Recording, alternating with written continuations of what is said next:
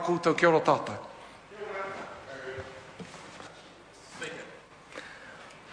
I call the Honourable Member Dr David Clark.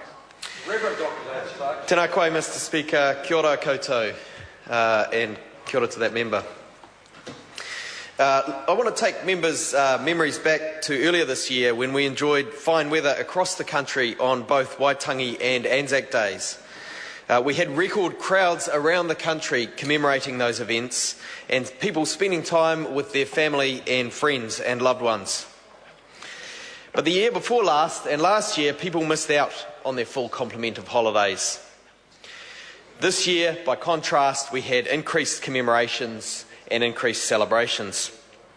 I'm looking forward to this bill passing through the House, Mr Speaker, so that hard-working Kiwis can get the holidays they deserve every year, not just 5 years out of 7. And I want to acknowledge again at this point the contribution of Grant Robertson, who originally drafted this bill.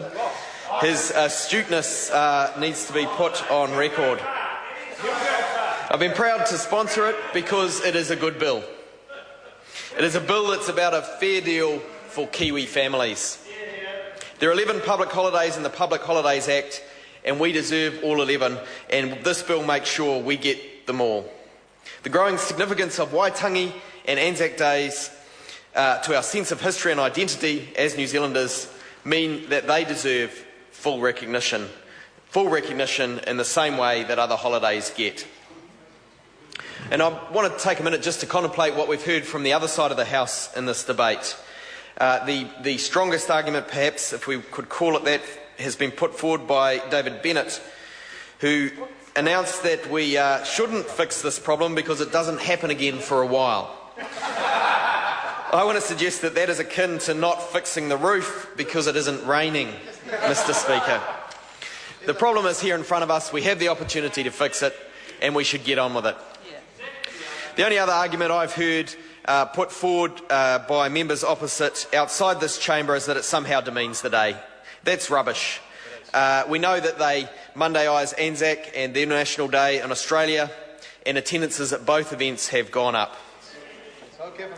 They hate workers. In 2010, when Christmas was celebrated on a weekend, no one thought celebrations should be put off. That's right. They celebrated on the 25th of December, and the celebration was no less sincere because the day fell on a weekend and because they got an extra holiday, some time with their families on the day after Boxing Day.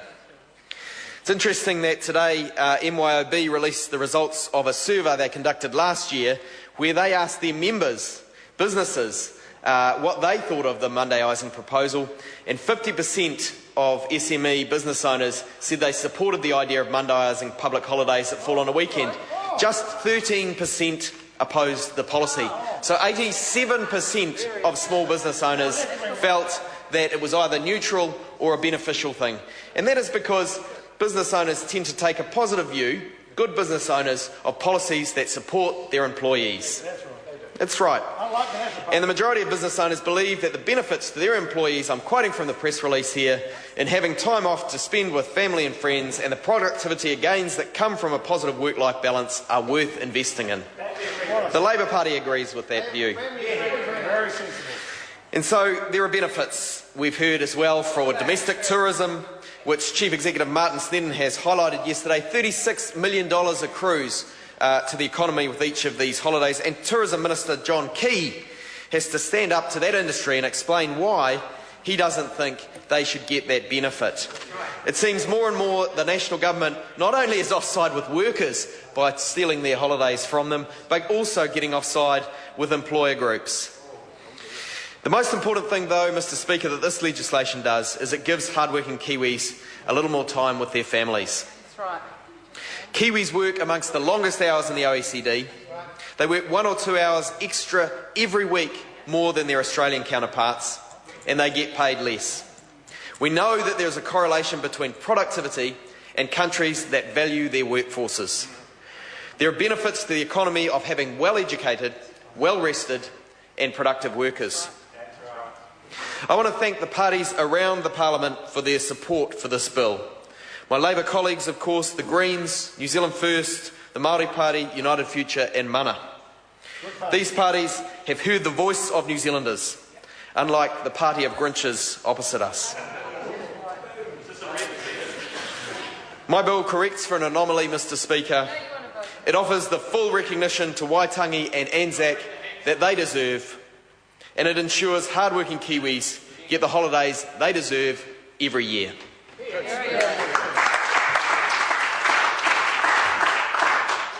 The question is that the motion be agreed to. Those of that opinion will please say aye. Aye. Contrary, no. No. The ayes have it. The ayes have it.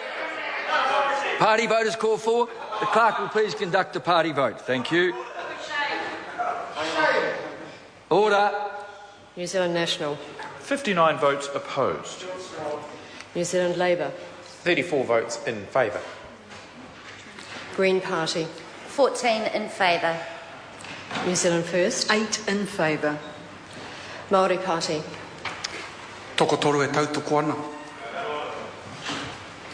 Mana. Favour. Act New Zealand. 1 vote opposed. United Future. 1 vote in favour.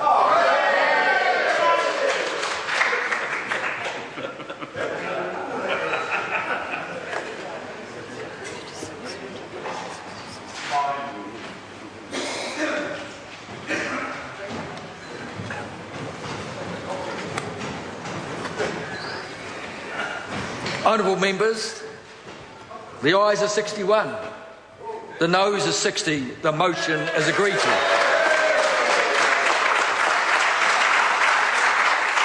Holidays, full recognition of Waitangi Day and Anzac Day Amendment Bill, first reading. Honourable members, the question is that the holidays, full recognition of Waitangi Day and Anzac Day Amendment Bill be considered by the Transport and Industrial Relations Committee. Those of that opinion will please say aye. Aye.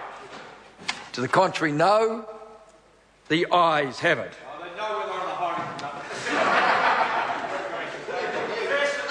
Honourable members, I therefore call on Members' Order of the Day number 2. Joint Family Homes Repeal Bill.